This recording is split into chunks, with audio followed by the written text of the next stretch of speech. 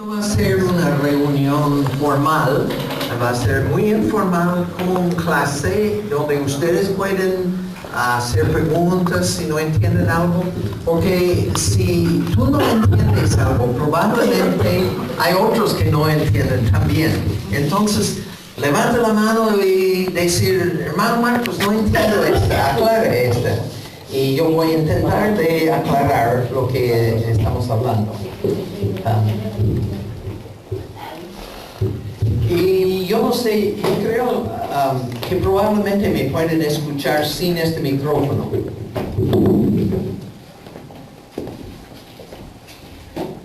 Porque sería mucho más fácil para mí, me deja libre dos manos. Me pueden escuchar solamente los sordos como Julio, no pueden. Muy bueno. Ya. Entonces no voy a usar el micrófono. Bueno, siempre olvido algo y hoy día olvidé la cosa para cambiar los dispositivos. Así tengo que indicar a él para cambiar esto. Pero vamos a tratar un tema bastante importante para todo cristiano, que es la venida del Señor. No sé si ustedes se dan cuenta, pero en ninguna parte del Nuevo Testamento habla de la segunda venida del Señor. ¿Supieron esto?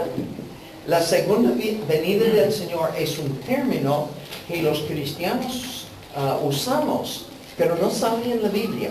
Y generalmente debemos usar términos que salen en la Biblia y usarlos en la misma forma que ocupa la Biblia.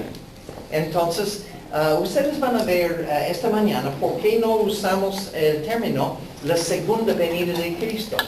La Biblia dice que Cristo viene otra vez. Y es cierto que viene otra vez. Pero vamos a ver que hay etapas de la venida del Señor. Entonces, ¿todos pueden ver la pantalla? ¿Ustedes todos? Sí. A ver. Ok. Muy bien. Entonces, lo que vamos a tratar hoy día es la enseñanza de la Biblia sobre la venida de Cristo. Y vamos a empezar. ¿Reconocen esta palabra Maranatha? Maranatha es algo que significa en el idioma original Él viene o la venida. Y entonces llegó a ser un saludo entre los cristianos, porque los judíos generalmente dijeron Shalom, que quiere decir paz. Pero cuando los cristianos se encontraron, dijeron Maranatha, que quiere decir Cristo viene. Amén. Y esta fue su manera de saludar. Y dice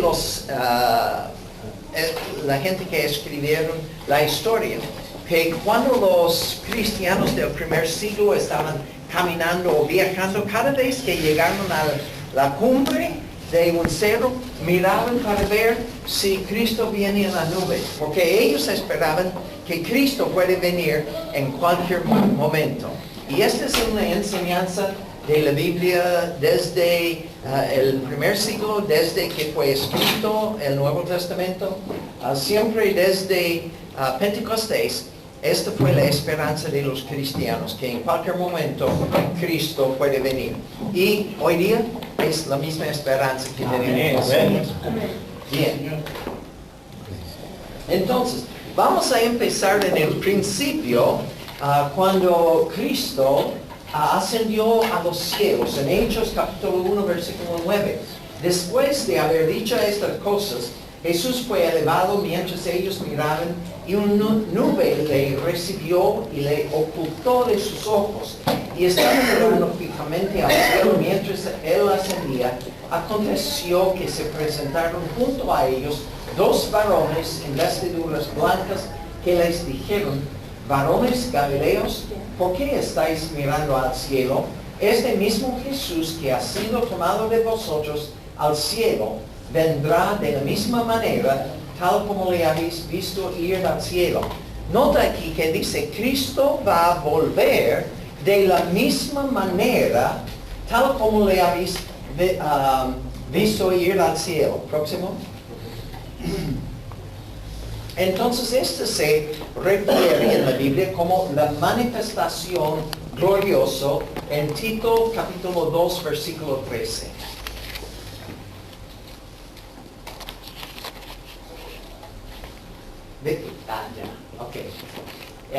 Y dice que va a venir de la misma manera. ¿Cómo ascendió en las nubes, no es cierto? Así dice, he aquí que viene con las nubes y todo ojo le verá. Y los que le traspasaron, ¿quién sería eso? Los judíos, ¿no es cierto? Y todos los linajes de la tierra se lamentarán sobre él. Así sea, amén. Cuando el cristiano piense de la venida de Cristo, no pensamos de lamentar la venida, ¿no es cierto? Este es otro aspecto. Este es la manifestación gloriosa de la venida del Señor cuando Él viene. Y entonces dice la misma manera. En el Antiguo Testamento, en Zacarías dice, y cuando Cristo viene, se afirmarán sus pies en aquel día sobre el monte de las olivas. ¿Dónde ascendió Jesús? Del monte de las olivas. Y cuando viene, dice Zacarías en el Antiguo Testamento, viene al monte de las olivas, que está enfrente de Jerusalén, a la parte del oriente, y el monte de las olivas, cuando los pies de Jesús tocan al monte de olivas, va a partir por medio de sí hacia el oriente y hacia el occidente. Así tenemos una profecía en el Antiguo Testamento que dice que cuando Cristo viene, de la misma manera que salió del monte de olivos, cuando Él viene y sus pies tocan al monte, va a partir en medio. ¿Ok? Y dice en Zacarías, y vendrá el Señor mi Dios y todos sus santos con Él. ¿Se nota algo aquí? Que todos los santos vienen con Cristo cuando Él viene al monte de olivos. ¿Cómo llegaron ellos a estar con Cristo? Bueno, debe ser que algo ocurrió antes de esta, cuando los santos resucitaron de los muertos y fueron para estar con Cristo, porque cuando Él viene al monte de olivos, tal como los ángeles profetizaron, cuando Cristo vuelve, todos los santos vienen con Él. Entonces tú y yo vamos a venir con Él en este aspecto de la venida de Cristo al monte de olivos, la manifestación gloriosa. Pero nosotros seremos arrebatados en las nubes a recibir al Señor en el aire y así estaremos siempre con el Señor. Se nota aquí el otro color, es para distinguir que no estamos hablando del mismo evento. Antes de este evento, nosotros seremos arrebatados en las nubes a recibir del Señor. ¿Dónde? En el aire. No en el monte de olivos, en el aire. Cuando Cristo viene en el arrebatamiento, no viene a la tierra. Sus pies no van a tocar la tierra. Él viene en las nubes y nosotros vamos a recibir al Señor en el aire y así estaremos siempre con el Señor. Así es posible que cuando Cristo viene al monte de olivos, nosotros, sus santos, vamos a venir con Él. ¿Se nota? Ok, muy bien. Entonces, Él viene en forma visible, de la misma manera en que salió. Toda la gente vieron cuando Él salió, ¿no es cierto? Él viene en forma visible. Y entonces lamentarán todas las tribus de la tierra y verán al Hijo del Hombre que vendrá sobre las nubes del cielo con grande poder y gloria. Cuando Cristo viene para la iglesia, ¿la gente van a verle? No. Es una venida en las nubes y solamente los cristianos que vamos a ir con Él, vamos a darnos cuenta de Él. Pero nadie va a ver a Cristo en este entonces. Solamente en la manifestación gloriosa, cuando Él viene de la misma manera que salió, entonces todas las tribus de la tierra verán al Hijo del Hombre, o sea, a Cristo. Entonces, viene en forma visible, y este se llama el día del Señor. Cuando dice el sol se convertirá en tinieblas y la luna en sangre antes que venga el día del Señor grande y manifiesto. Este término, día del Señor, no refiere a la venida del Señor para buscar a su iglesia. Este se llama el arrebatamiento. Pero el día del Señor, que ocurre 19 veces en el Antiguo Testamento y 4 veces ocurre este término día del Señor en el Nuevo Testamento, siempre está hablando de la ira de Dios contra un mundo que ha rechazado la autoridad de Dios. En todo el Antiguo Testamento, cuando habla del día del Señor, que es grande y manifiesto, está hablando de la manifestación gloriosa cuando Cristo viene como vencedor sobre todos sus enemigos, y los enemigos de Cristo están destruidos antes que Cristo establece su reino en la tierra por 1000 años. Entonces se nota aquí que viene en forma visible para cumplir las profecías del día del Señor, cuando Él viene con poder y gloria para establecer su reino. Están captando que estamos hablando de dos cosas diferentes aquí, ¿ok? Y entonces en 2 de Tesalonicenses dice que no sean sacudidos fácilmente en su modo de pensar, en el sentido de que el día del Señor ha llegado. Los hermanos en el Nuevo Testamento estaban bajo mucha persecución. Entonces Nerón estaba quemando vivo a los cristianos, estaba echando los cristianos a las bestias en el Coliseo de Roma. Ellos pensaron, a lo mejor estamos en medio del día del Señor, de la gran tribulación. Entonces Pablo escribe para corregir este concepto. Y él dice, no sean sacudidos fácilmente en su modo de pensar, en el sentido de que el día del Señor ha llegado. No ha llegado en el primer siglo. Que nadie los engañe en ninguna manera, porque no vendrá el día del Señor sin que primero venga la apostasía y sea revelado el hombre de pecado, el hijo de perdición. Hay varios nombres o descripciones de este hombre, pero generalmente nosotros decimos el anticristo. El anticristo tiene que aparecer antes del día del Señor. Bueno, en el Nuevo Testamento todavía no había aparecido el anticristo, entonces no puede ser que ellos están en medio del día del Señor, porque primero tiene que aparecer el hombre de pecado, o el, ¿qué dice aquí? Hombre de pecado, o hijo de perdición, o el anticristo. Él tiene que aparecer primero, antes del día del Señor. ¿Okay? Entonces, la manifestación gloriosa ocurre en la tierra cuando Jesús viene para vencer a sus enemigos y establecer su reino en la tierra. ¿Estamos claros?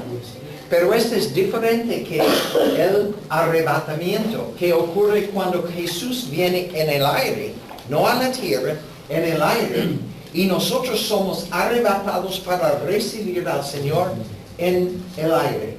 Y así estaremos siempre con el Señor. Con esta.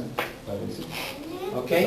Entonces se nota aquí la diferencia entre la manifestación gloriosa, es cuando Cristo viene al monte de Olivos y sus pies tocan a la tierra. Es diferente que el arrebatamiento, cuando Cristo viene en el aire y nosotros estamos o somos arrebatados para recibir al Señor en el aire. No he tocado todavía. ¿Sí? Ok, vamos a probarlo. No, parece. No lo reconoció tampoco. Bueno. A ver. ¿Hay alguna duda mientras que estamos arreglando esto? Marco, la cita anterior que tú dijiste, segunda de Tesalonicenses 2:3, donde habla el hijo de perdición, la apostasía, Sí. ese texto está afirmando el arrebatamiento. No. Antes, porque la apostasía es como el desánimo de la gente para no creer en Cristo. Está Pablo aconsejando a la iglesia que tiene que manifestarse ese tiempo para que nos preocupemos del arrebatamiento o de la manifestación gloriosa. En este pasaje está hablando del día del Señor, o sea, la manifestación gloriosa, cuando el anticristo tiene que aparecer antes de todo este día del Señor. Entonces no está hablando en este pasaje del arrebatamiento, está hablando del arrebatamiento en primero de Tesalonicenses, Sí, yeah. pero en segundo de Tesalonicenses está hablando del día del Señor. Dos cosas diferentes. Ahora probamos. Todavía no.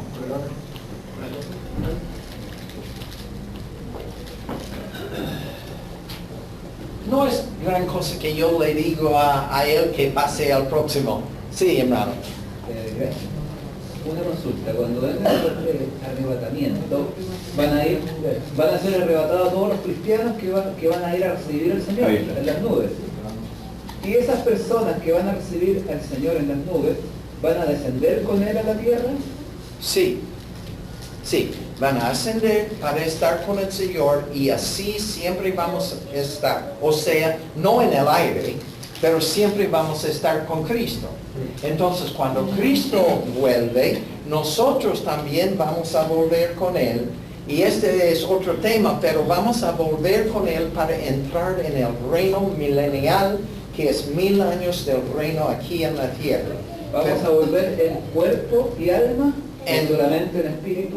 No, en la resurrección vamos a recibir cuerpos celestiales, cuerpos eternos. Y siempre vamos a tener estos cuerpos. Así vamos a volver con Él, con el mismo tipo de cuerpo que tiene Cristo.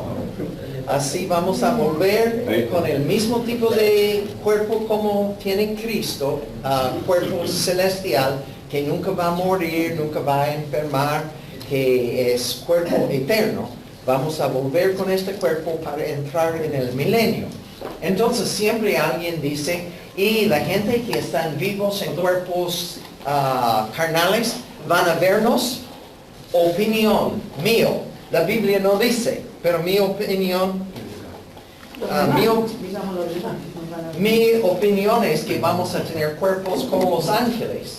Y hoy día, cada uno de ustedes trajeron un ángel guardián con ustedes hoy día y no podemos verlos, pero están aquí para hacer la voluntad de Dios. Yo creo que vamos a volver con Cristo con cuerpos celestiales y la gente que está vivo en la tierra no van a verlos, pero nosotros vamos a verles a ellos y nosotros vamos a cumplir el ministerio que Dios entrega a cada uno de nosotros.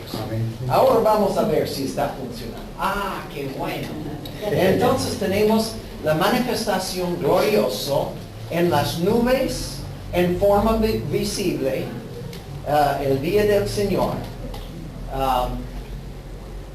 Y eso es diferente que el arrebatamiento. A mí me gusta tanto este dibujo. No sé si ustedes pueden verlo, pero aquí en el centro se ve que es un cementerio.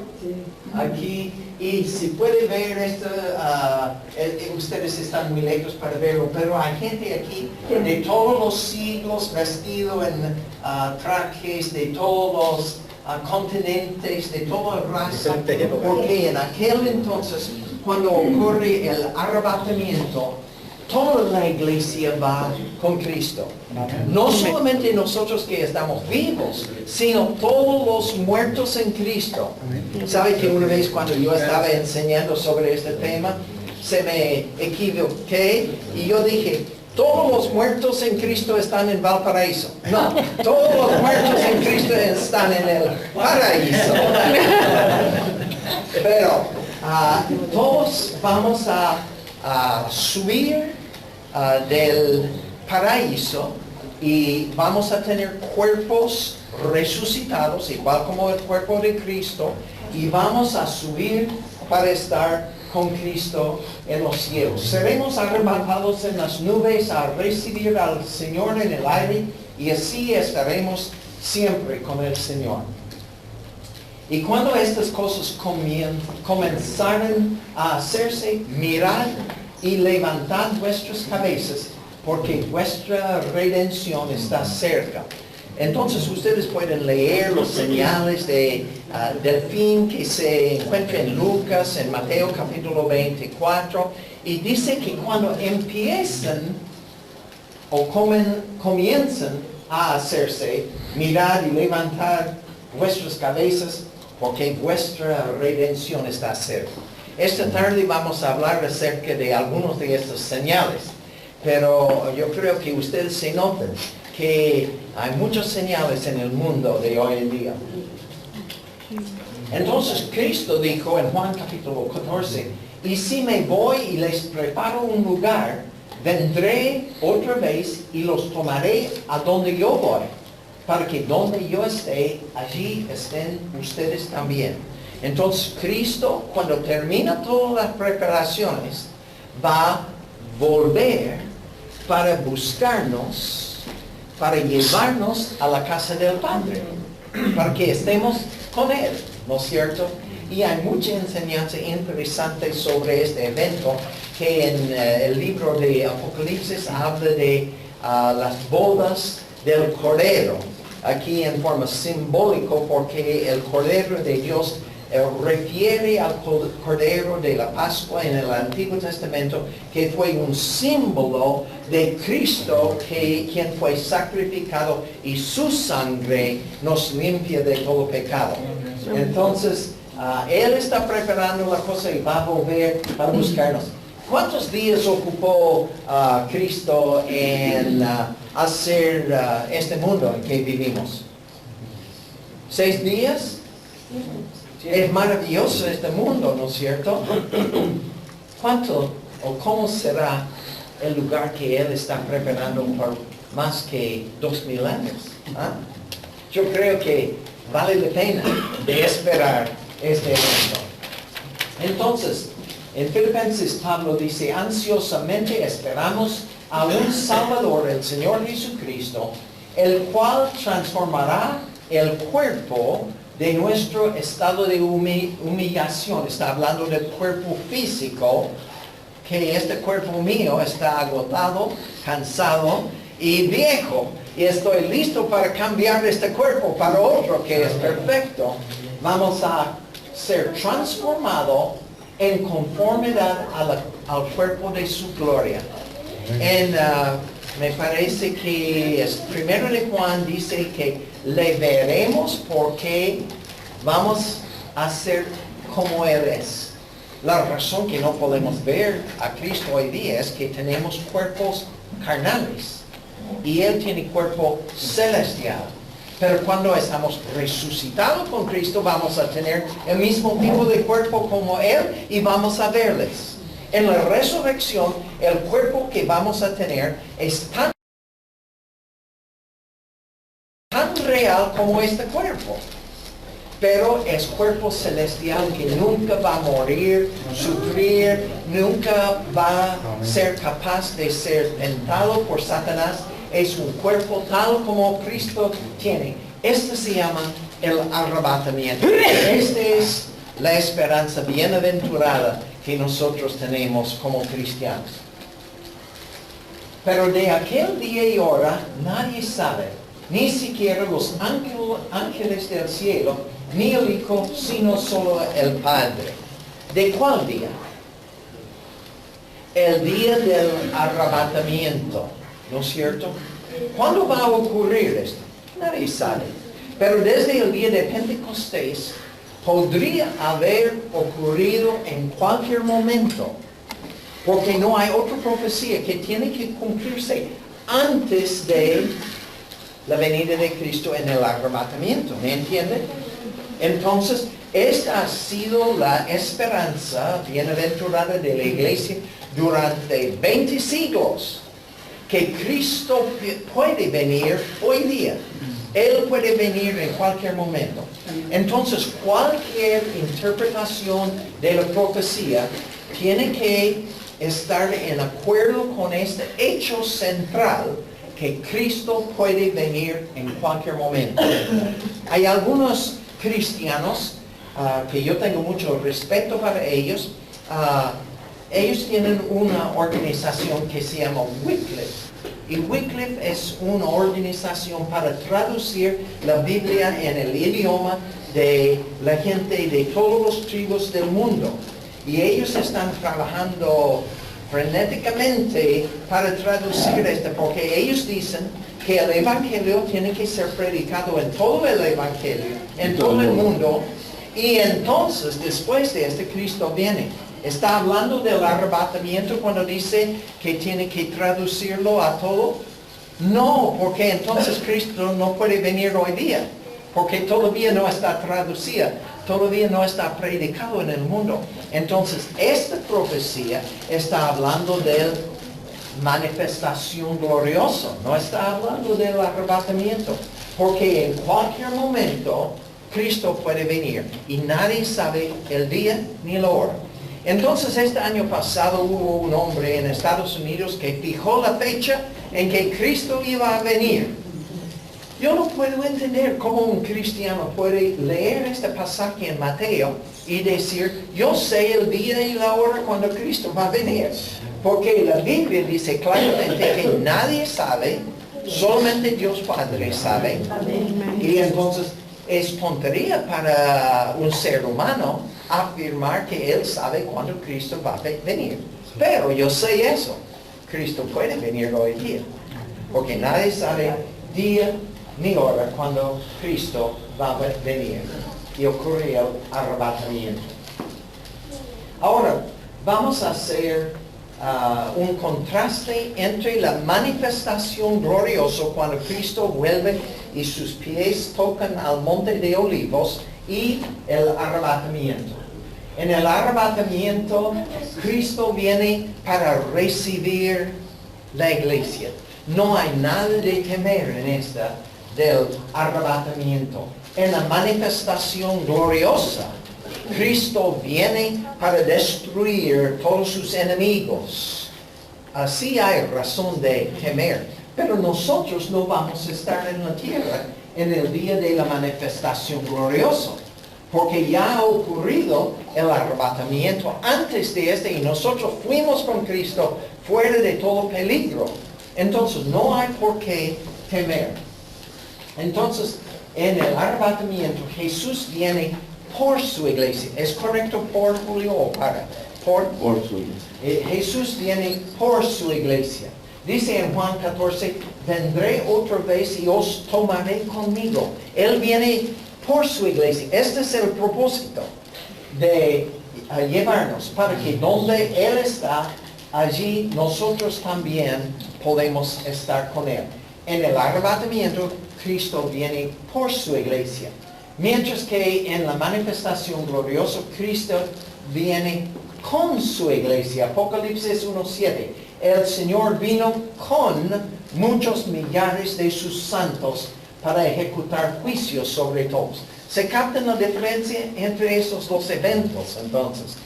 Cristo viene por su iglesia, Cristo viene con su iglesia. ¿La Biblia tiene contradicciones? No, pero a veces si nosotros no estudiamos, vamos a malentender y vamos a pensar que hay una contradicción. No hay contradicción, pero aquí dice Jesús viene por su iglesia, en otro lugar dice Jesús viene con su iglesia. La única manera de entender que los dos, ambos son la verdad, es que son dos etapas de la venida de Cristo. ¿No es cierto? Una vez por su iglesia, otra vez con su iglesia, para ejecutar juicio sobre todo el mundo en aquel entonces. Entonces el arrebatamiento es antes de la tribulación. Esa es una promesa muy grande que tenemos en Apocalipsis capítulo 3, versículo 10. que Cristo dice, yo también te guardaré de la hora de la prueba, a esa hora que está por venir sobre todo el mundo. Nosotros no tenemos que enfrentar esta, porque Jesús nos ha dicho que Él va a guardarnos. Él viene antes de la tribulación para llevar su iglesia fuera de todo peligro para esta tribulación que está por venir sobre todo el mundo. Entonces el arrebatamiento es antes de la tribulación. ¿Cuántos de ustedes han leído todo el libro de Apocalipsis? No mucho, porque tenemos miedo de este libro, ¿no es cierto? Oh, cosas horribles en este libro de Apocalipsis. ¿Sabe que todo lo que pertenece a la iglesia ocurre en los primeros 3 capítulos de Apocalipsis? Después de capítulo 4, todo esto es lo que ocurre en la tierra después que la iglesia ha ido. Entonces, todas estas cosas que son de miedo, o cosas horribles, no pertenecen a la época cuando nosotros estamos. Es después del arrebatamiento cuando ocurre todo el libro de Apocalipsis para llegar a la manifestación gloriosa. Entonces, el arrebatamiento ocurre como ladrón en la noche.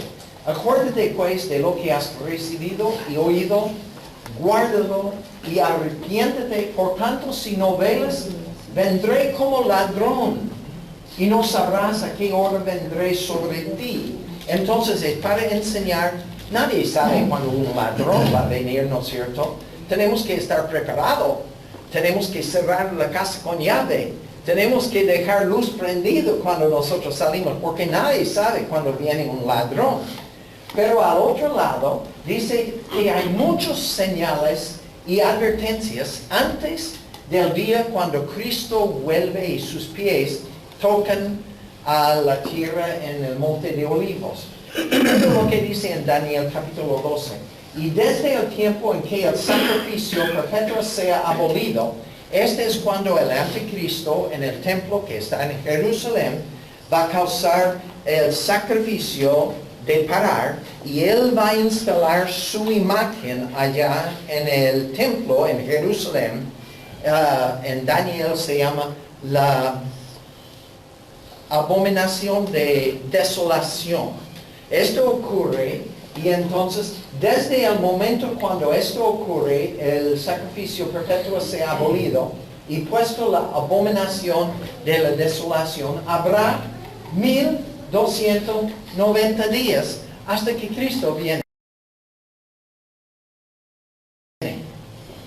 ¿Se da cuenta?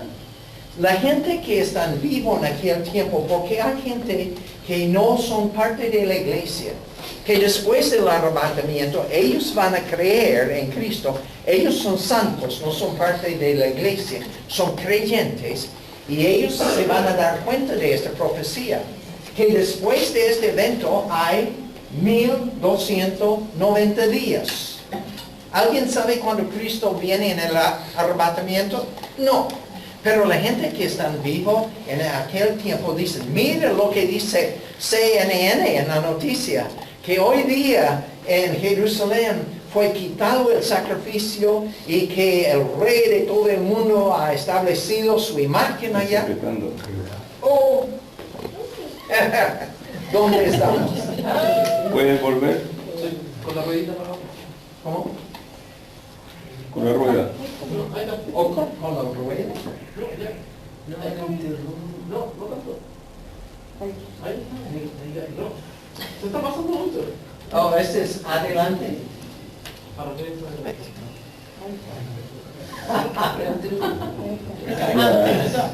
Oh, tengo que tener cuidado con eso. Entonces,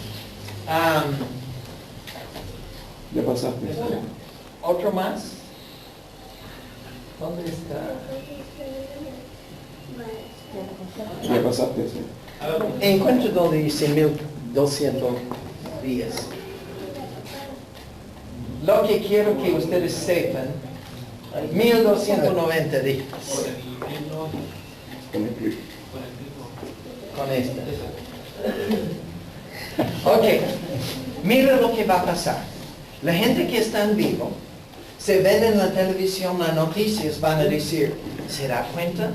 Queda 1290 días. Bueno, es horrible lo que está pasando en el mundo en este tiempo. Cada persona que se convierte a Cristo tiene probabilidad que va a morir como mártir, ¿no es cierto? Ellos están diciendo, si podemos sobrevivir 1290 días, Cristo viene. Después que pasen algunos meses van a decir, si podemos vivir nada más que 1000 días más, Cristo viene. ¿Se puede vivir unos meses más? Mire, hermanos, si podemos sobrevivir 200 días más, Cristo viene. ¿No es cierto? Ellos saben el día cuando Cristo viene. No puede ser que esta profecía en Daniel está hablando del arrebatamiento, porque nadie sabe cuándo esto ocurre. Pero en la tribulación va a saber el día en que Cristo va a volver en la manifestación gloriosa y sus pies van a tocar al monte de Olivos. ¿Capta? ¿Sí? Entonces tiene que estar hablando de dos cosas independientes. Entonces hay muchas señales que ocurren. Cristo viene en el arrebatamiento para entregar galardones a los cristianos.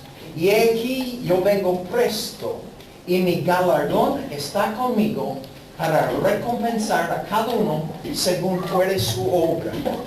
No hay nada de temer en esta para nosotros. Él viene para llevarnos, para entregar galardones a nosotros. No hay nada de temer en la venida de Cristo. Pero en el día de la manifestación gloriosa, estos 7 ángeles que tenían las 7 plagas postreras, porque en ellas es consumada la ira de Dios. Esta es la ira de Dios. Cuando Cristo viene, todo el libro de Apocalipsis está hablando de la ira de Dios que está derramada sobre un mundo incrédulo que rechaza a Dios. ¿Qué dice en Apocalipsis? Y tal cosa ocurrió y la gente no se arrepintieron. ¿No es cierto? Otra cosa ocurre y la gente no se arrepintieron. Entonces, para la manifestación gloriosa es el final de la ira de Dios. En ellas es consumada la ira de Dios. El arrebatamiento es una venida inminente que puede ocurrir en cualquier momento. Velad pues, porque no sabéis el día ni la hora en que el Hijo del Hombre ha de venir. Mientras que la venida en la manifestación gloriosa es postergada porque hasta que pasen el cielo y la tierra no se perderá ni la letra más pequeña ni una tilde hasta que todo se cumpla. Pregunta, ¿hay profecías en la Biblia que todavía no se cumplan? Sí, hay profecías. No hay nada que tiene que ocurrir antes del arrebatamiento. Pero ¿qué de Ezequiel en el Antiguo Testamento? Da las medidas y todo para un templo muy maravilloso. Nunca fue edificado esta. ¿Va a cumplir esta profecía? Sí. Entonces dice Jesús que todo tiene que cumplirse. Si todas las profecías tienen que cumplirse antes de la venida de Cristo en el arrebatamiento, ¿podría Él venir hoy? No, porque hay profecías que no están cumplidas. En la posición simbólica de la profecía, ellos dicen que estamos viviendo en el milenio actualmente, porque tenemos paz dentro de nuestras almas. Y el próximo evento es la venida de Cristo y el fin del mundo. Pero no puede ser, porque hay muchas profecías que no se han cumplido todavía. Y todas las profecías tienen que cumplirse. Entonces, la venida de la gloriosa manifestación no está inminente, está postergada para ocurrir en el futuro. Entonces, Cuando vemos a la venida inminente de Cristo, esta puede ocurrir en cualquier momento. Y esta ha sido la enseñanza de la iglesia durante los siglos. Mira a estas fechas. 105 después de Cristo, 130, 180, 220, 330, 373. Estos son, yo fui al internet y encontré los dibujos, porque no hubo fotografías en aquel tiempo, los dibujos de estos hombres, estos se llaman padres de la iglesia, que enseñaron que la Biblia se toma en forma literal. Si dice que Cristo viene al monte de Olivos, va a venir al monte de Olivos. Si dice que Cristo va a reinar sobre la tierra por 1000 años, Cristo tiene que reinar por 1000 años. Entonces, ellos enseñaron que la venida de Cristo fue literal, tal como Él fue, Él va a volver, inminente y premilenial. Quiere decir que va a ocurrir antes del milenio. Entonces, vino un tiempo con alguien importante en la historia, se llama San Agustín. Es nombre de una calle, pero ustedes saben quién fue San Agustín. Él fue el que dio forma a la teología de la Iglesia Católica. Este fue más o menos en el año 430 después de Cristo. Hasta él, todos los líderes de la iglesia enseñaron que la Biblia fue literal, que Cristo puede venir en cualquier momento y que Él viene antes del milenio de paz de su iglesia. Pero San Agustín tenía una interpretación novedosa en que él dijo que hay que ver todo en forma alegórica. Alegórica que quiere decir simbólica.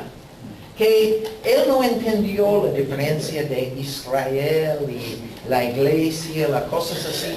Así él empezó a interpretar todas las cosas en forma simbólica. Entonces él dijo, yo no creía el evangelio si la autoridad de la iglesia católica no me mueve de hacerlo. ¿Entiende lo que está diciendo? Está diciendo que la Biblia no es la autoridad, sino la iglesia católica es la autoridad. Y si la iglesia católica dice que tiene que creer la Biblia, él cree. Pero si la iglesia católica no lo dice, no cree. Entonces, él dio esta interpretación alegórica y esto produjo la teología de reemplazo. La teología de reemplazo dice que todas las promesas, ustedes reconocen, este es el tabernáculo que estaba en el desierto durante los 40 años cuando los israelitas estaban en el desierto. Entonces todas las promesas que fueron hechas a Israel están cumplidas en la iglesia. Claro, ustedes saben que la iglesia no es un edificio, pero para tener foto de ser símbolo, yo tenía que buscar algo así. Entonces, según San Agustín, todo de las promesas de Israel están en forma simbólica en la iglesia. Así nosotros sabemos que las profecías del fin de la época, todo tiene que ver con Israel. Pero según San Agustín, todos estos no son literal, son simbólicos y la iglesia es el cumplimiento de toda esta profecía. Este se llama amilenismo. Amilenio quiere decir que no hay milenio de 1000 años, sino que es un símbolo de la paz que tenemos en Jesucristo y estamos dentro del milenio ahora. Según Agustín, no hay profecías de la nación de Israel, de volver, de tener su nación, de edificar su templo. Todo es simbólico y pertenece a la iglesia. Así cambió toda la enseñanza, toda la teología de la Iglesia Católica para representar todas estas cosas en forma simbólica. Entonces, según él, son promesas simbólicas, son profecía simbólica, es una interpretación simbólica, y ya estamos dentro del milenio actualmente. Entonces, milenio quiere decir 1000 años de paz. Esto se encuentra en Apocalipsis capítulo 20, donde habla de Satanás es atado por 1000 años durante el reino de Cristo en la tierra. Entonces hay 3 posiciones hoy en día. Uno es premilenial, quiere decir que Cristo viene antes del milenio, ¿no es cierto? Otra es postmilenial, que quiere decir Cristo viene después del milenio, o sea que la iglesia predica el evangelio y por fin todo el mundo se convierte a ser cristianos y entonces hay 1000 años de paz y después Cristo viene. ¿Cristo puede venir hoy día según esta interpretación? No, porque tiene que pasar 1000 años antes de la venida de Cristo. Y amilenial, que es la posición de San Agustín, la Iglesia Católica y las iglesias que salieron de la Iglesia Católica, como los luteranos, los anglicanos, los presbiterianos, estas iglesias son amilenial, que dicen que toda la profecía es simbólica, no es forma literal. Entonces, yo soy premilenialista. Yo creo que Cristo viene en cualquier momento y después de una serie de eventos va a establecer su reino en la tierra por 1000 años. Sí, ¿no? A modo de pregunta, si bien sin ninguna intención, si yo enseño, creo, predico que aún faltan cosas que se cumplen, ¿no? Sí. De acuerdo a lo que el Señor Jesús dijo, es necesario que todas las cosas se cumplan antes que Él venga. Partiendo de esa base, si yo entiendo y corroboro eso y lo afirmo, no sería a lo mejor como dañino en el sentido de que daría pie a que la gente siga pensando que Cristo aún no viene. Yo entiendo que usted ha dicho y sigue diciendo y confirmándonos que el Señor puede venir en cualquier momento. Lo digo desde el punto de vista sabiendo que Dios es soberano y que no importa que falten dos profecías o 3 profecías al que se cumplen, Él puede venir hoy igualmente porque Él es soberano. No sé si esté bien planteada la pregunta o no, o si me entiende un poco la inquietud de mi... Vamos a ver si entiendo. Está diciendo que si uno enseña doctrina falsa, que es que hay que pasar 1000 años antes de la venida de Cristo, la gente entonces no se preocupa por la venida de Cristo, porque nosotros no vamos a vivir 1000 años. Entonces, esta doctrina falsa va a producir sueño espiritual en la iglesia. ¿Esta es la pregunta? Sí, pero no en el sentido de enseñar profecía falsa, sino que acentuando, ¿no? que aún faltan cosas todavía que se cumplan, así que Cristo no puede venir. Pero no dando la importancia a que o sea, dando más... La pregunta está planteando es que de por sí está diciendo que todavía faltan cosas por cumplir. Sí. Enseñarle a la persona diciendo que Cristo todavía no puede venir cuando faltan cosas por decir, la gente va a decir, como faltan cosas que tienen que pasar, no nos preocupemos y esperemos a que empiecen a ocurrir las cosas y ahí nos preocupamos. Eso es como la pregunta de él. Gracias, Aaron. Ya, entonces nosotros sabemos que Dios no está esperando nuestra interpretación para cumplir su propósito, ¿no es cierto?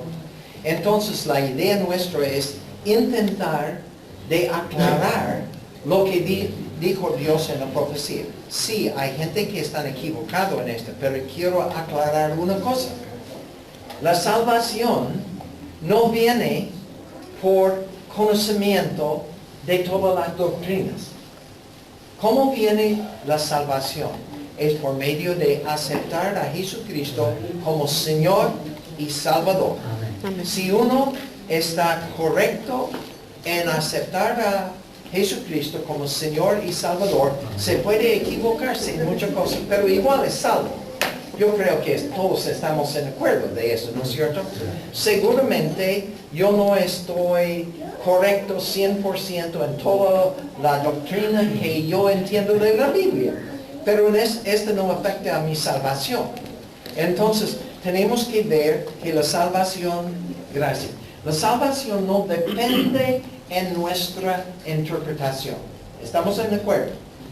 Cada persona que es salvo, Cristo ha añadido a su iglesia universal, ¿no es cierto?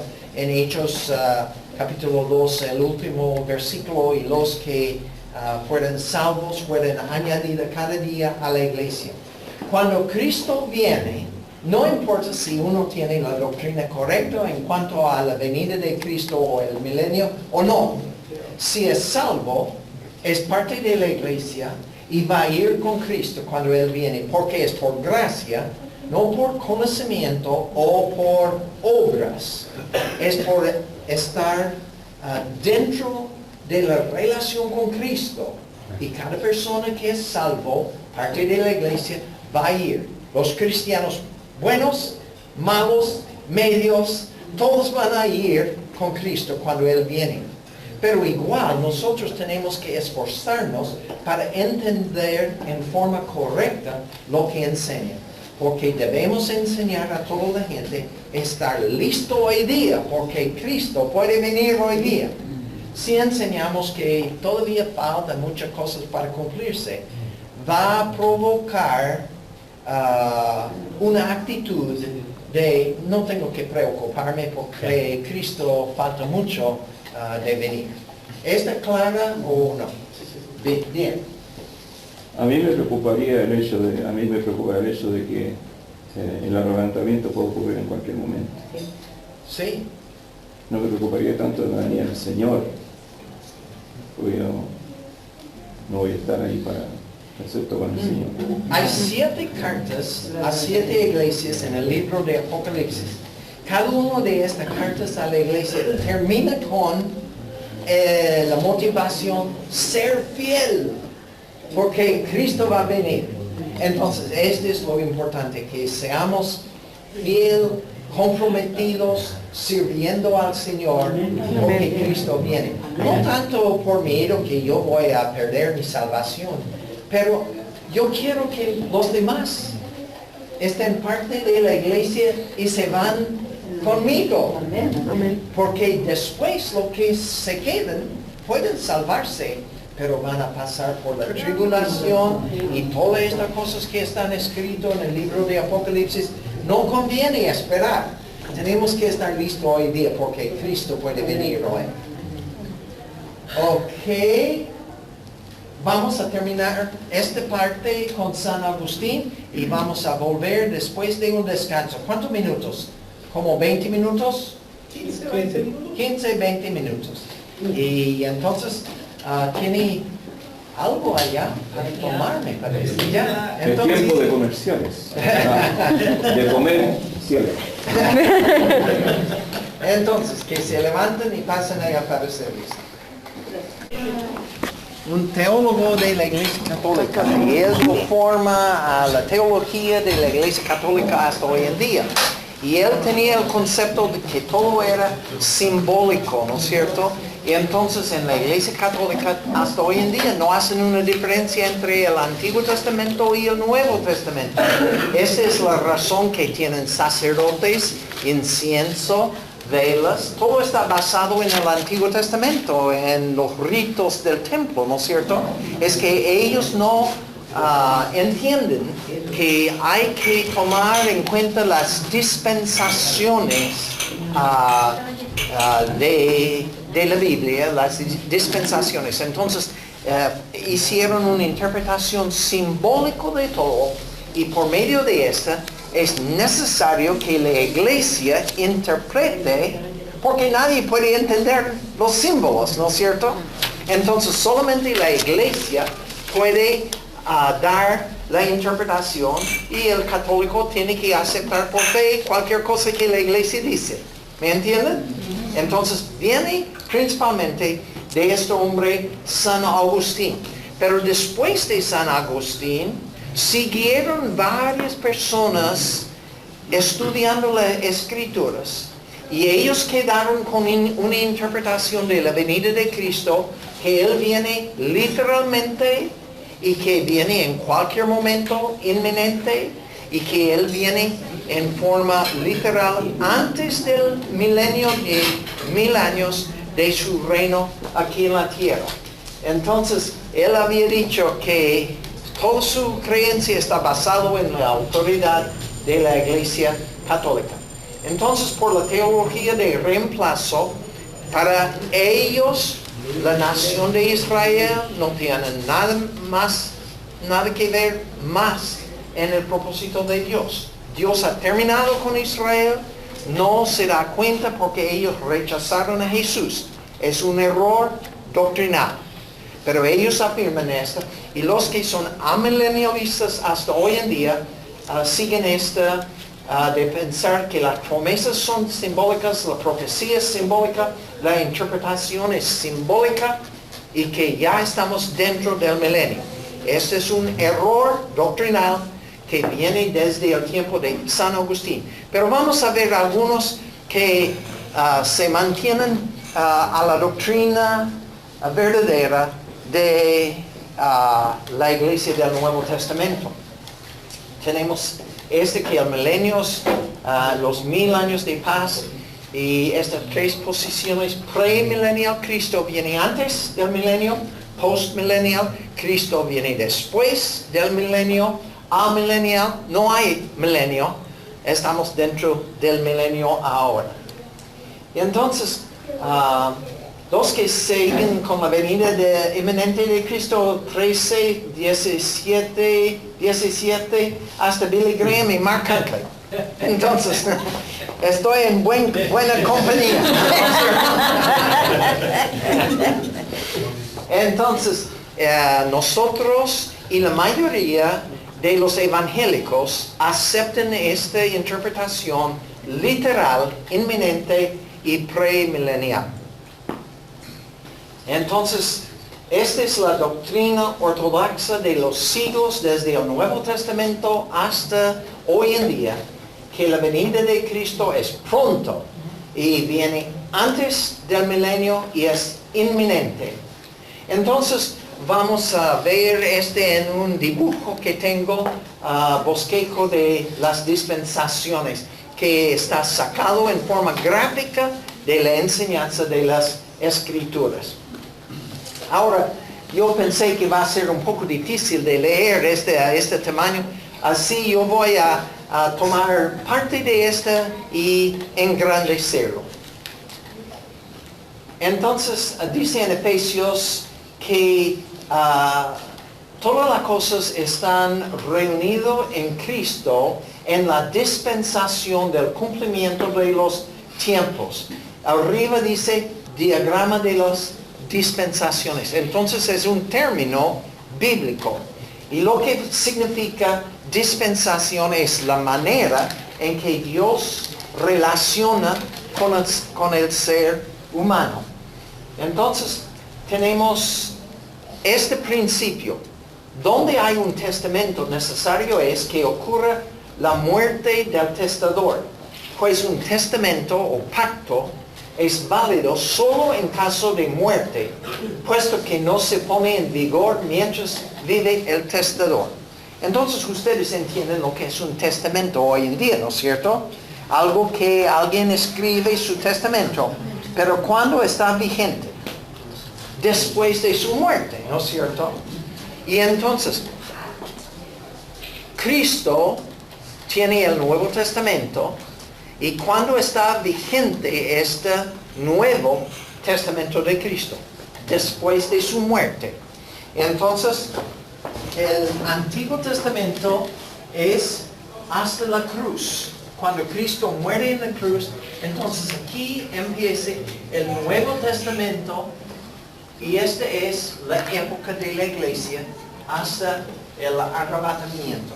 Vamos a ver en otra forma un poco más cercana, yo creo. Aquí tenemos diagrama de dispensaciones.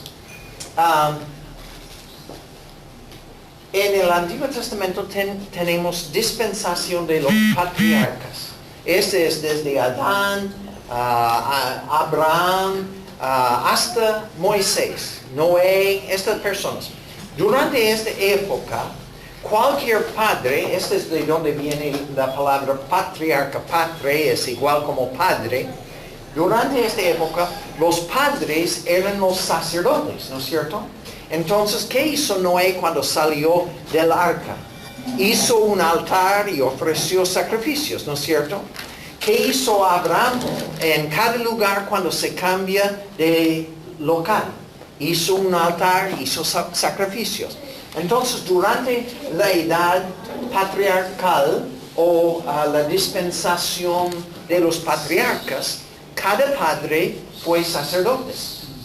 Pero donde hay un cambio de testamento, todo cambia si no está escrito en el Nuevo Testamento que se presenta, ¿no es cierto? Si yo tengo un testamento que voy a dejar la mitad de mis bienes a mi hijo y la mitad a mi hija, y después me enojo con mi hijo y hago un Nuevo Testamento, solamente lo que sale en el Nuevo Testamento es vigente. Si yo no hablo nada de mi hijo, él no va a recibir nada, ¿no es cierto? Es igual aquí. Solamente lo que está incluido en el de los patriarcas, que está incluido en el próximo, que es la dispensación de la ley de Moisés, está vigente. Entonces, cuando cambió la dispensación a la ley, cambió todo. Entonces, ahora nadie puede sacrificar sino un sacerdote descendiente de Leví. Recuerden ustedes que cuando el rey Saúl estaba esperando para entrar en una batalla, él mandó para llamar al sacerdote Samuel que venga para ofrecer sacrificio antes de la batalla. Y se demoró Samuel en llegar. Y entonces el rey dijo, bueno, yo voy a hacer sacrificio. Él es rey, él puede hacer lo que quiere, ¿no es cierto? No, porque el rey no está autorizado en la ley de Moisés, solamente los sacerdotes. Entonces, cuando el rey Saúl ofreció el sacrificio, Dios se enojó y quitó el reino de Saúl y su descendencia. Nadie puede ofrecer sacrificio sino los sacerdotes. ¿Me entienden el concepto? Hay un cambio completo de la dispensación de los patriarcas que va hasta los 10 mandamientos, la ley de Moisés, y la ley de Moisés va hasta la cruz, la muerte de Cristo, cuando cambia el testamento otra vez. Y dice aquí en Colosenses, habiendo cancelado el documento de duda, esta es la ley del Antiguo Testamento, que consistía en decretos contra nosotros y que nos era adverso, y ha quitado la ley de Moisés de en medio, clavándolo en la cruz. ¿Cuándo termina el Antiguo Testamento? ¿Capta? ¿Cuándo termina el Antiguo Testamento? En la cruz. Ahora, ojo. En nuestras Biblias está dividido en el Antiguo Testamento y el Nuevo Testamento. ¿Dónde se encuentran Mateo, Marcos, Lucas y Juan en la Biblia? Nuevo. Pero los eventos de Mateo, Marcos, Lucas y Juan pasan durante el Antiguo Testamento. El pacto del Antiguo Testamento no es hasta la cruz donde termina. Entonces no se puede ir al Evangelio de Mateo, Marcos, Lucas o Juan para decir a alguien qué tiene que hacer para ser salvo hoy día. Recuerde que cuando el joven rico vino a Jesús, dijo, ¿qué tengo que hacer? ¿Cómo respondió Jesús? Hay que guardar la ley de Moisés, porque estaba viviendo bajo el Antiguo Testamento. Cuando el ladrón murió en la cruz, ¿debajo de cuál testamento murió? el antiguo porque Cristo está vivo todavía, ¿no es cierto? Entonces, Él dice a Cristo que quiere entrar en su reino, y Cristo, quien es Dios y puede hacer lo que quiere, dice, hoy día estará conmigo en paraíso. Este es bajo el Antiguo Testamento. Si quieren ver lo que tenemos que ofrecer a la gente hoy día bajo el Nuevo Testamento, tenemos que ir después de la cruz, el día de Pentecostés, cuando la gente preguntaron, ¿qué debemos hacer? Y Pedro les respondió, arrepentíos y bautízase cada uno de vosotros y recibiréis el perdón de pecados y el don del Espíritu Santo. Hay que ir al Nuevo Testamento porque todo ha cambiado en la nueva dispensación. El Antiguo Testamento fue quitado de en medio cuando fue clavado a la cruz. Oh, no, esto. Otra vez. Ahora. Entonces, pasando la ley de Moisés, llegamos a otra dispensación, la dispensación de la gracia o la dispensación de la iglesia. Ahora es algo interesante. En el Antiguo Testamento no hay profecía muy claro de la iglesia. ¿Sabe por qué? Es como mirar a las montañas. Yo vivo en el estado de Florida, en Estados Unidos, donde el punto más alto sobre el nivel del mar es menos que esta pieza, ¿me entiende? Todo es plano, plano, plano en el estado de Florida. Así me gusta ir a Santiago y ver las montañas que se ve. Y cuando se ve a las montañas, se ve como están pegados uno al otro, ¿no es cierto? Bueno, nosotros sabemos que hay valle entre las montañas, pero desde el Antiguo Testamento pudieron ver nada más que las cumbres y no vieron el espacio de la iglesia entre la primera venida de Cristo y la segunda venida de Cristo. ¿Me entienden el concepto? Todo el valle de la iglesia, de la dispensación de la iglesia, fue escondido de los profetas en el Antiguo Testamento. Dice, por revelación me fue dado a conocer el misterio. ¿Qué es un misterio? Es un misterio lo que está en la mente de Dios, sino cuando sea revelado. Que en otras generaciones no se dio a conocer a los hijos de los hombres, y este es el misterio. Que los gentiles son coherederos y miembros del mismo cuerpo. ¿Qué es el cuerpo? La iglesia, el cuerpo de Cristo, participando igualmente de la promesa en Cristo Jesús mediante el Evangelio. Entonces, en otras generaciones no vieron a la iglesia, el cuerpo de Cristo. Pero ahora hablamos sabiduría de Dios en misterio. La sabiduría oculta que desde antes de los siglos Dios predestinó para nuestra gloria. Esta sabiduría que ninguno de los gobernantes de este siglo ha entendido, porque si la hubieran entendido no habrían crucificado al Señor de gloria. ¿Por qué no ve claramente a la iglesia en el Antiguo Testamento? Porque la iglesia es el resultado de la muerte de Cristo en la cruz de Calvario, ¿no es cierto? Este es cuando empieza. Si Satanás y los demonios hubieran sabido que por medio de la cruz todo va a resultar en el misterio de la iglesia, ¿lo hubieran hecho? No. Satanás sabe todo lo que está escrito en la Biblia, ¿no es cierto? Él ha tenido miles de años para escudriñar, estudiar, y no hubiera hecho la crucifixión de Jesús si él hubiera sabido que por medio de esta va a resultar el cuerpo de Cristo en la iglesia. ¿Me entienden el concepto? Si la hubieran entendido, no habrían crucificado. Entonces en el Antiguo Testamento fue escondido. Principio. Dios revele por medio del Espíritu Santo lo que nosotros necesitamos saber. Entonces en el Antiguo Testamento ellos no necesitaban saber sobre la iglesia. Ellos estaban viviendo en otra dispensación.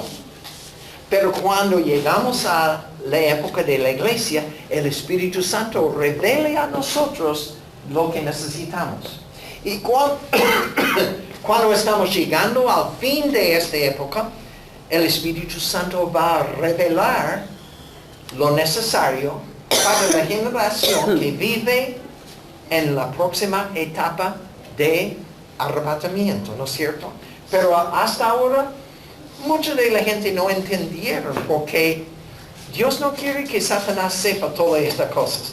Pero durante los últimos 100 años, 200 años, hubo mucho interés en la profecía y el Espíritu Santo está revelando ahora a nosotros que el próximo evento que tenemos que preocuparnos es el arrebatamiento de la iglesia en las nubes para que vayamos con Cristo a la casa del Padre. Y vamos a permanecer allá 7 años. Cuando la tribulación está pasando en la tierra, nosotros estamos pasando bien en las bodas del Cordero en la casa del Padre. Y después de estos 7 años vamos a volver con Cristo. Recuerde, la primera vez Él viene por su iglesia. La segunda vez Él viene con sus santos para ser Rey de Reyes, Señor de Señores, establecer su reino en la tierra que dura 1000 años. Y entonces viene el gran juicio delante del gran trono blanco. Y los a la diestra van a pasar a los cielos, a la nueva Jerusalén, y los a la izquierda van a ir a la condenación en el infierno. Así, no se turbe su corazón. Creen en Dios, creen también en mí. En la casa de mi Padre hay muchos moradas. Si no fuera así, se lo hubiera dicho, porque voy a preparar un lugar para ustedes. Y si me voy y les preparo un lugar, vendré otra vez y los tomaré a donde yo voy, para que donde yo esté, allí estén ustedes también.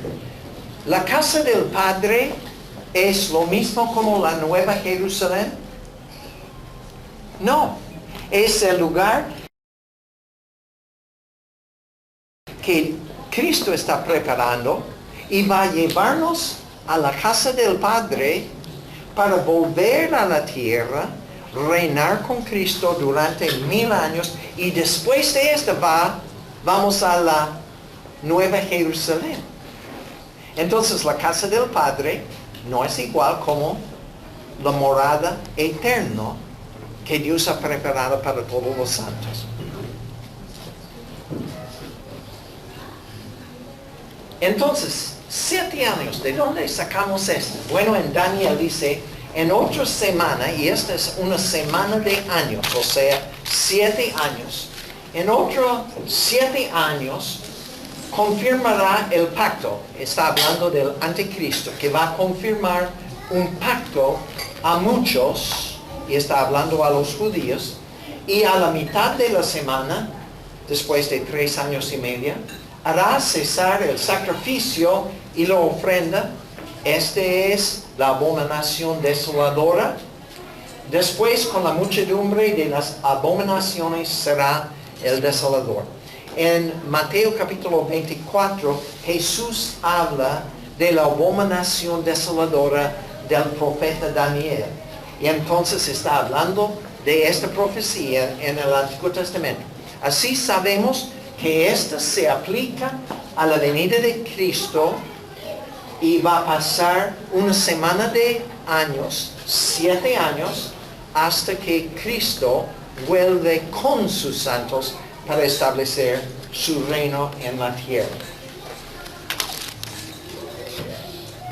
Entonces, aquí tenemos la esquema.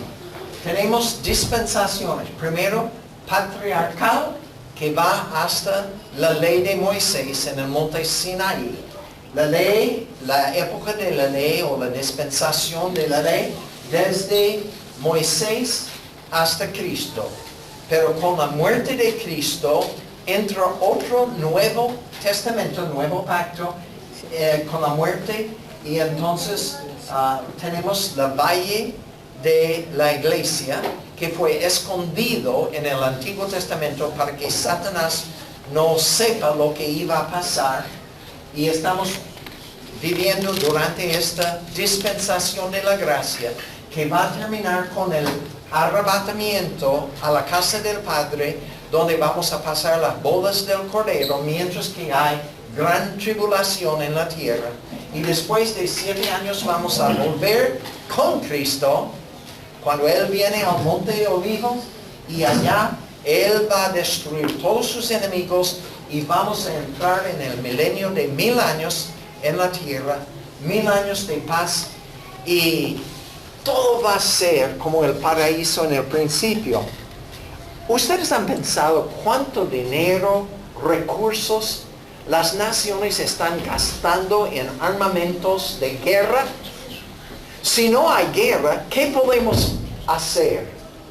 Durante el milenio no hay guerra, no hay maldad, hay paz. Y todos los recursos de esta tierra que Dios ha hecho puede ser utilizado en hacer de la tierra el lugar que Dios quiso en el principio con Adán y Eva. Y va a mostrar a la humanidad cuán valioso es de obedecer los preceptos de Jesucristo.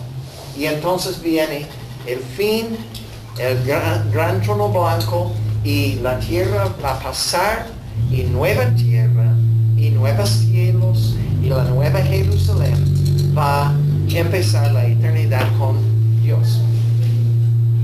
Vi un ángel descender del cielo que tenía la llave del abismo y una grande cadena en su mano, y prendió al dragón, aquella serpiente antigua que es el diablo y Satanás, y le ató por 1000 años. Ahora, el principio es, tenemos que interpretarlo todo en forma literal, sino cuando hay una necesidad de interpretarlo en forma simbólica.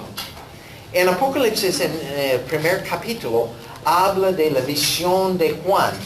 Y Juan ve a Jesucristo vestido con toda su vestidura de rey, y de su boca sale una espada. ¿Sería literal o simbólico? Simbólico. Yo creo que obviamente es simbólico. Pero aquí cuando dice que ata a Satanás por 1000 años, ¿puede ser literal? Sí, yo creo que no hay ninguna razón para interpretarlo en forma simbólica. Dice que Satanás está atado por 1000 años. ¿Piensa que está atado con una cadena de hierro? No, probablemente es simbólico del hecho que Satanás está atado, que no puede hacer daño, ¿no es cierto? Entonces tenemos que usar un poco de sentido común cuando estamos leyendo, pero cuando es posible interpretarlo en forma literal, tenemos que interpretarlo. 1000 años significa 1000 años.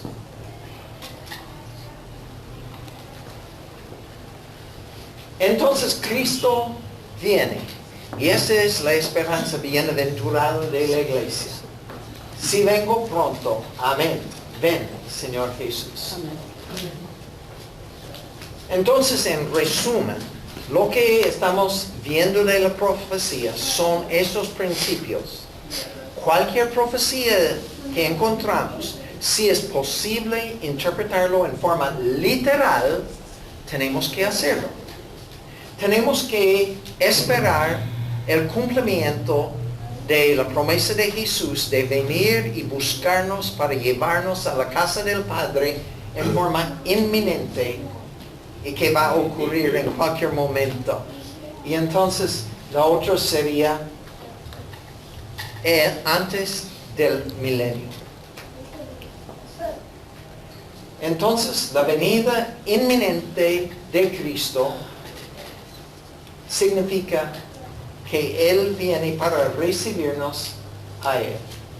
Maranatha, Cristo viene pronto.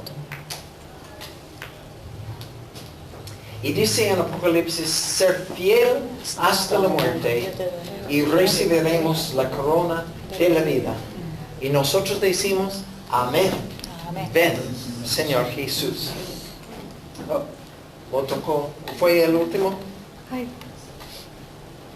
Sí, fue el último. Bueno, esta parte pasó muy rápido. Entonces tenemos tiempo ahora para algunas preguntas o para aclarar algunos conceptos. Entonces, ¿dónde habla en la Biblia acerca de la segunda venida de Cristo? No ocupa este término.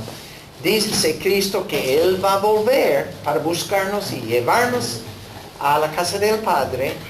Dice en Zacarías en el Antiguo Testamento que Él va a volver al monte de Olivos y cuando sus pies tocan a este monte va a dividir. Entonces hay dos eventos separados. Uno es en el aire y el otro es a la tierra, ¿no es cierto?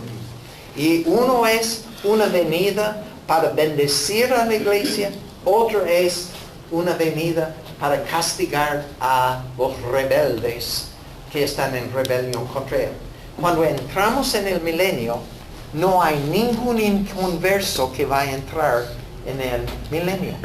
Todas las naciones, todo el pueblo malvado que rechazan a la autoridad de Dios van a ser destruidos. Generalmente se llama esta la batalla de Armagedón. Se va a ver en la noticia, cosas así. Esta gente no entiende nada de lo que es la batalla de Armagedón. La batalla de Armagedón es cuando Cristo viene y destruye todos los enemigos. Hay profecías de este evento que demuestran cómo va a ser un evento más grande que jamás ha visto en el mundo. Entonces, tenemos la venida de Cristo por su iglesia, la venida de Cristo con su iglesia, que son dos eventos diferentes. ¿Cuáles preguntas o comentarios, dudas que tienen? Porque terminé esto bastante rápido, Mauricio. Marcos, en el tiempo de que la iglesia ya no está acá, vienen los días eso para la segunda venida de Cristo, ¿no es cierto? Los 190 días. La tribulación. Los que se conviertan a Cristo en ese momento, ellos van a sufrir también las consecuencias del juicio de Dios que viene sobre la tierra, de la ira de Dios, ¿no es cierto? Sí. O sea, están viviendo también la misma experiencia de los no creyentes en ese momento. Ellos pueden, por así decirlo, esconderse en un lugar determinado, esperando la venida del Señor para ser liberados, para llevados al cielo en un segundo arrebatamiento, mueren acá y derraman su sangre como expiación. Me gustaría conocer toda esta situación, si es que la pueden exponer, porque se convertirán al Señor, ¿no es cierto? Se predicará el Evangelio hacia Dios. Bueno, la pregunta es, ¿qué pasa con la gente que se convierten a creer en Jesucristo durante los 7 años de la tribulación? Hay que entender algunas cosas, que es que Dios, por medio de las dispensaciones, trata a la gente en forma diferente, ¿no es cierto? Entonces, los judíos de la ley de Moisés, que aceptaron a Dios, ¿son salvos? ¿David es salvo? Sí, son salvos, pero no son santos de la iglesia, ¿no es cierto? Entonces tenemos que tener esto claro, que Abraham y los patriarcas de esta dispensación son salvos. Sí. ¿Cómo son salvos? ¿Son salvos por la sangre de Jesús o no? Cuidado, porque no hay salvación fuera de la sangre de Jesús. Son salvos por la sangre de Jesús, aunque ellos nunca conocieron en forma directa a Jesús. Entonces dice en la Biblia que cuando Jesús murió, descendió al lugar de los salvos, a Hades, para predicar el Evangelio. ¿Qué significa Evangelio? Buenas nuevas. Él llegó allá, ellos eran salvos, pero estaban en paraíso. Recuerde Lucas capítulo 16, donde cuenta la historia del rico y el mendigo Lázaro. ¿Dónde estaba Lázaro? Estaba en paraíso, en el seno de Abraham, ¿no es cierto? Fue salvo. Pero todavía está esperando el hecho de la cruz y el derramamiento de sangre. Entonces Cristo fue a paraíso para avisar, para anunciar, para predicar el Evangelio. Todo está listo. Ya he muerto, mi sangre cubre todos los pecados de ustedes. Ahora están conmigo, ¿no es cierto? Abraham es salvo por la sangre de Cristo, pero no es parte de la iglesia. ¿Correcto? Ahora tenemos Moisés y David. ¿Y ellos son salvos? Sí, son salvos, pero no son parte de la iglesia.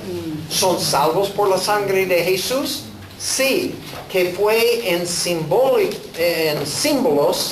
en los sacrificios del templo, de todo esto, que mire adelante al sacrificio de Jesús. Son salvos, pero no son parte de la iglesia. Ahora llegamos a la iglesia. ¿Cómo somos salvos? ¿Por la sangre de Jesús? Amén. Pero tenemos una relación única con Dios. Somos la novia de Cristo. Durante toda la eternidad, Dios va a tener una relación muy especial con Abraham, los patriarcas, los salvos, pero no son parte de la iglesia. Va a tener otra relación muy especial con la nación de los judíos. Son salvos, pero no son parte de la iglesia. Y nosotros vamos a disfrutar una relación especial con Cristo durante toda la eternidad como la novia de Cristo. Ahora, ¿qué pasa con la gente después del arrebatamiento? Si la gente acepta a Jesucristo y su sacrificio, ¿son salvos? Sí. ¿Son parte de la iglesia? No. Es otra dispensación, ¿no es cierto? La dispensación va desde la cruz hasta el arrebatamiento y las bodas del Cordero. Y entonces, ¿gente puede ser salvo durante la tribulación? Sí, pero no son parte de la iglesia. Entonces, ellos van a tener una relación especial con Dios durante toda la eternidad. En el libro de Apocalipsis habla de los mártires que cantan una canción nueva que nadie más puede cantar. Ellos tienen su propia relación con Dios. Por lo general, cada persona que acepta a Cristo durante la tribulación va a morir como mártir. Porque este es el propósito del anticristo, de matar a cada persona que no se somete a su autoridad. Ahora, piense que en este momento, afuera hay satélites en el cielo que pudieran ver a cada uno de ustedes llegando aquí hoy día, ¿no es cierto? Hay satélites que pueden leer el patente del auto. Piensen ustedes que hay tecnología que el anticristo puede saber dónde hay toda la gente que afirman lealtad a él. Ya existe. Puede existir ya tecnología que puede identificar a los que no le siguen al anticristo. Ya existe.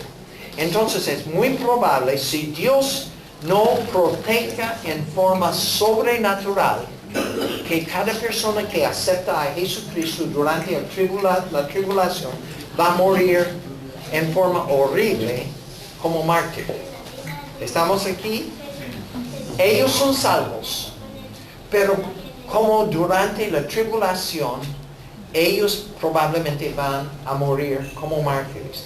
Pero a veces Dios interviene Porque en el principio de la tribulación vemos 144 miles de judíos que predican el Evangelio. Y al final de la tribulación encontramos 144 miles de judíos todavía glorificando a Dios. Ahora no pienso que está hablando de cada individuo, yo creo que está hablando del grupo. Este grupo de los redimidos que están predicando el Evangelio todavía existen al final de la tribulación porque son protegidos de Dios.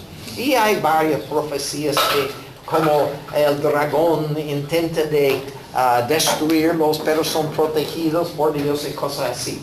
Entonces puede ser, no estoy seguro, puede ser que los creyentes son protegidos de la ira de Dios que viene, pero igual no son protegidos de la ira del anticristo.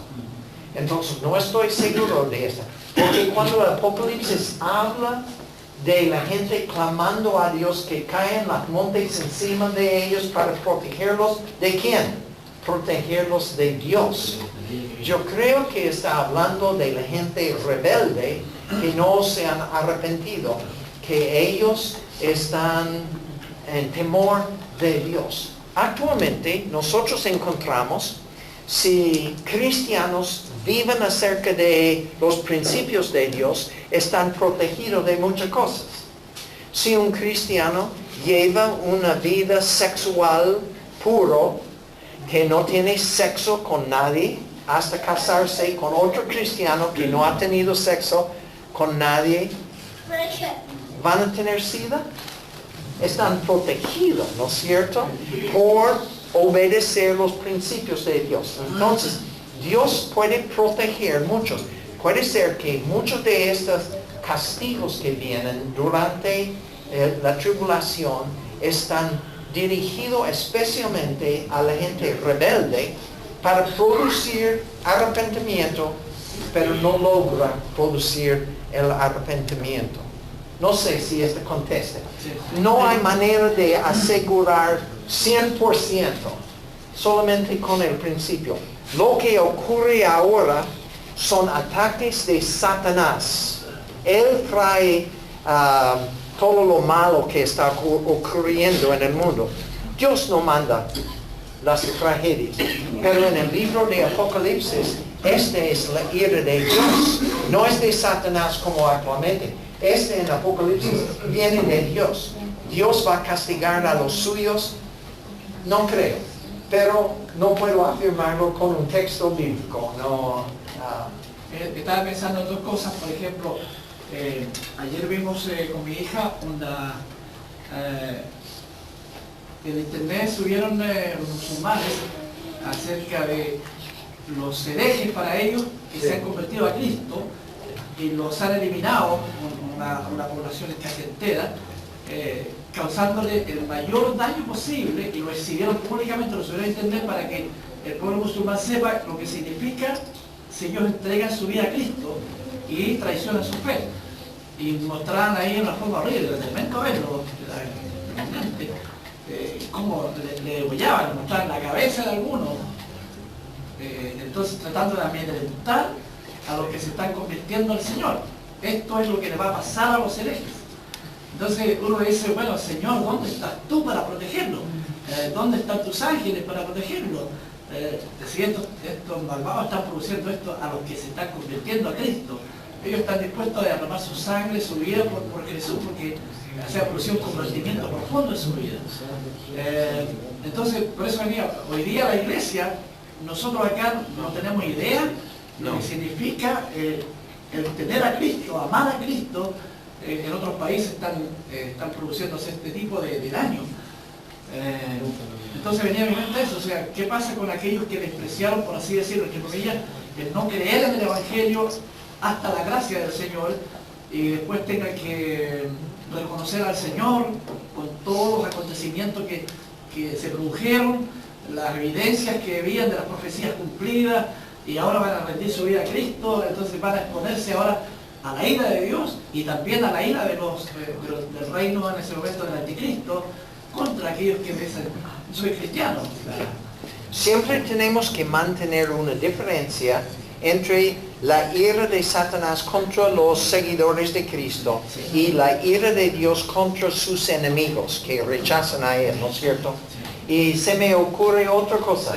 En Egipto, cuando las plagas pasaron sobre los egipcios, los judíos fueron protegidos de esto. Recuerde, en cada caso. Entonces, esta fue la ira de Dios para producir arrepentimiento en los egipcios y los seguidores de Dios fueron protegidos en Egipto. Lo que está pasando actualmente en el mundo no es ira de Dios, es ira de Satanás, la persecución, todo lo que está pasando. En el Apocalipsis es ira de Dios. Hay una diferencia allá. Pero es cierto que tenemos que evangelizar porque queremos que todos vayan con nosotros en el arrebatamiento y no esperan hasta que tienen que pasar por las cosas de la tribulación que está descrito en el libro de Apocalipsis. Otro comentario. Sí, hermano. En el arrebatamiento se van a ir los hijos pródigos, los que, bueno, han recibido a Cristo, pero en algún momento salieron. Están en... Ya. La pregunta es, ¿en el arrebatamiento va a ir los hijos pródigos? Depende en su interpretación de calvinista. Yo no soy calvinista. Yo creo que todo depende del libre albedrío del hombre. Entonces yo creo que nosotros por libre albedrío tenemos que aceptar a Jesucristo como Señor y Salvador. No se pierde la salvación ligeramente, no se pierde fácilmente. La única manera de entrar en la salvación es aceptar a Cristo como Señor y Salvador. Y la única manera de perder la salvación es rechazar a Jesús como Señor o Salvador. Solamente Dios puede juzgar esto. ¿Quién en este momento es salvo? ¿Quién no es salvo? Cualquier que quiere hacer la voluntad de Dios, aunque es débil, aunque cae, aunque Satanás logra ataques contra él, si quiere obedecer al Señor, si se arrepiente, si confiesa sus pecados, Él es fiel y justo para perdonarlos, Él va a ir en el arrebatamiento. ¿Qué pasa con los que andan extraviados? Por lo menos están en una condición peligrosa, ¿no es cierto? Si ellos han perdido la salvación por rechazar a Jesús como Señor y Salvador, si dicen, no quiero nada más contigo, en mi opinión, ellos no van en el arrebatamiento. Pero hay esperanza, porque ellos han escuchado el Evangelio. Cuando ellos van a ver la profecía cumplida en el arrebatamiento, a lo mejor van a arrepentirse y van a volver a Cristo en la tribulación y van a ser salvos igual. Pero depende en el libre albedrío de aceptar a Cristo y obedecerle como a Señor y como Dios. Pero dentro de la iglesia, que está formado por creyentes, que ninguno de nosotros somos perfectos, Cada uno de nosotros seguimos con debilidades, con pecados, con los ataques de Satanás. Cuando caímos, somos salvos igual. Cada uno de nosotros, cuando viene el arrebatamiento, vamos a ir con Cristo. Y los que se quedan tienen otra oportunidad, porque el principio en la Biblia es, mientras que haya vida, hay esperanza. Entonces uno puede rechazar a Cristo hasta el lecho de la muerte y se arrepiente y acepta a Cristo, igual es salvo, ¿no es cierto? Entonces Dios quiere salvar a la gente, no quiere condenar. Y Él va a ocupar todo lo que está pasando para convencer a la gente a volver a Él como el Hijo pródigo en el Nuevo Testamento. Entonces siempre hay esperanza. Pero aquí es el problema. ¿Cuándo vas a morir? Nadie sabe. Supongamos que Cristo viene en un mes más. Yo puedo morir mañana. O hoy día volviendo a Viña, ¿no es cierto? Entonces no hay que confiar en la esperanza que podemos arrepentirnos después del arrebatamiento. Si morimos en rebelión contra Dios, es cosa seria. Entonces cada uno tiene que arrepentirse, confesar su pecado y seguir adelante con Cristo. Una de las cosas que Julio me ha enseñado es que no importa cuántas veces uno cae, nosotros tenemos que levantarlo de nuevo, porque mientras cae, que hay vida, hay esperanza si la persona arrepiente. ¿Otra pregunta, comentario? La persona que ha sido mala toda la vida y se va a morir y en el último segundo se arrepiente, igual va a ser salvo. No es justo, ¿no es cierto? Pero sí va a ser salvo. Pero sí es justo. Porque así es la gracia. ¿Cuántos de ustedes quieren la justicia? Yo no. Yo quiero gracia que va a cubrir mi pecado. No, somos salvos por gracia, no porque merecemos la salvación. Y esta es la cosa. Recuerde esta parábola de Jesús de los obreros. Algunos empezaron temprano en el día para trabajar por ¿cuánto? ¿Un denario? Algo así me parece. Sí. Otros empezaron a mediodía y el dueño dijo, voy a pagarle lo que corresponde. Otros empezaron 1 hora antes de terminar y cuando llegaron todos recibieron el mismo pago, porque Él es lleno de gracia. Y cada uno de nosotros recibimos la salvación por gracia, no por merecer. Esa es la crítica que se hace a la iglesia cristiana evangélica de predicar este evangelio de la gracia. Que injusto, que hay un adagio que dice que se saca, este hizo San Canuta, o sea, vivió como quiso, y al final se arrepiente y es perdonado por Dios. Sí. Esa es la iglesia que dice, es muy fácil. Y realmente esa es la condición de Dios, de permitirnos entrar al reino, porque es por su misericordia, es por su gracia. El Y amor. eso es lo que tenemos que seguir exponiendo, predicando, que el amor de Dios es eso. Sí. ¿Sabe que hay una teoría que dice que cuando llegamos al día de juicio, si nuestras buenas obras son más que nuestras malas obras, vamos a ser salvos? Eso no es cristianismo. ¿Sabe lo que es? Islam. Islam enseña que nadie está perdonado por Dios. Pero si nuestras buenas obras son más que nuestras malas obras, ganamos la salvación por mérito. No es un concepto cristiano. La iglesia católica enseña eso también. Sí. La obra. Por eso aún se hacen obras por los muertos. Sí. O sea que tú tienes demasiado bueno que no necesitas, puedes prestarlo a algún malo que ya ha muerto. No, por ejemplo, se pagan misas, Sí. se hacen, qué sé yo, caminatas, Sí. peregrinación y todo eso en Para nombre ganar. de Sí. Claro. un fallecido. No sé si existen ahora, pero hubo monasterios y conventos de gente que nunca salieron, que tenían demasiado buenas obras que no necesitan, que pueden prestar estos a los muertos en la teología de la Iglesia Católica. Pero tengo que recordarles que una buena obra no cancela una mala obra.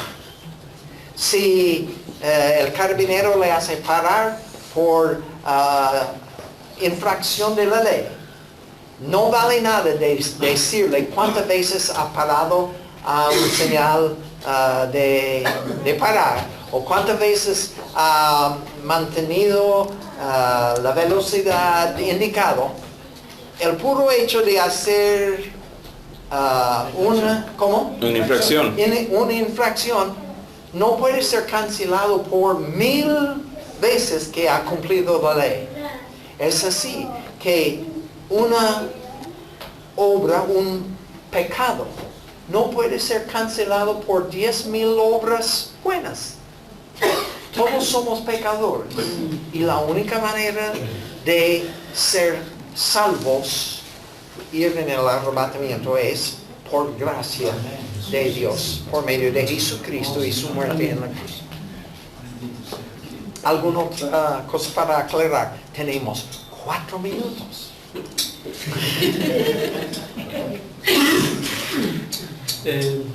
Sí. Volviendo atrás en cuanto al cumplimiento del antiguo pacto con la muerte de Jesús, el testamento antiguo de Dios, no sé qué piense usted, pero hay un ministerio, son 2 hombres, me parece que los 2 son judíos, creo, o uno de ellos, se llama Los Pasos del Maestro.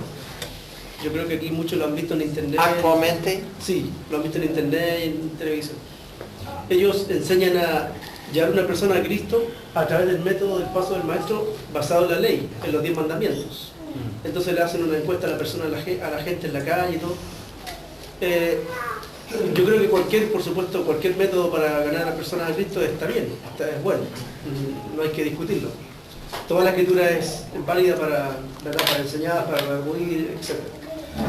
Pero de acuerdo a lo que usted nos enseñaba, yo también lo creo, o sea, hay una muerte, el antiguo pacto, ¿verdad? Está, entre comillas, inválido, porque el Señor dice que ni una tilde ni una jota, ¿verdad?, se tiene que cumplir hasta que lo venga. Pero, ¿cree usted que a lo mejor hay algún peligro en intentar llevar a gente a través de la ley, ¿verdad?, al Señor? Hay un peligro de traer la gente a Cristo por medio de la ley. Bueno, recuerde que dijo aquí que la ley fue clavado a la cruz. Terminó la ley. Colosenses 2:15. ¿Sí? Colosenses 2:15. La ley fue clavado a la cruz. Hay que leer el libro de Gálatas. Todo el libro de Gálatas está diciendo, en inglés sale un poco chistoso. Pablo dice, no puedo creer tan torpe que son, tan tonto que son, quieren volver a la ley que nunca sirvió para salvación. ¿Quién le engañó con la idea que se puede salvarse por la ley? ¿Recuerde esto? Sí. Hay que leer el libro de Gálatas, que está diciendo en forma continua que la ley no es adecuada para salvar a nadie. Es solamente por la cruz de Calvario. Y entonces, por confiar en la ley, uno no está confiando en Jesús. El confiar en la ley es para decir que yo puedo merecer la salvación por cumplir las leyes de sábados, de todos estos ritos que están en el Antiguo Testamento.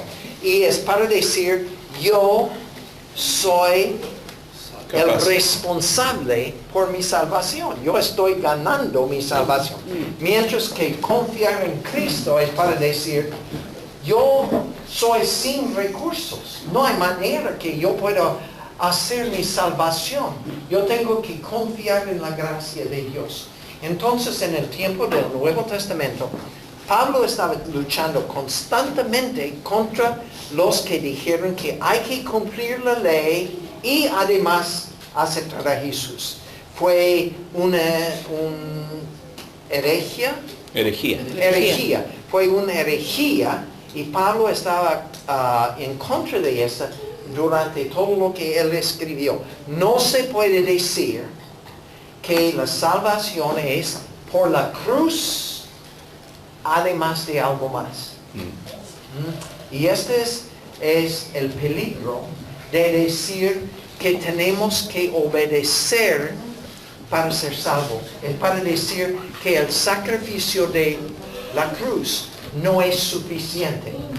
Requiere el sacrificio de Cristo además de alguna otra cosa. Es una herejía esta. La salvación es en Jesucristo. No se echa vino nuevo, no del viejo.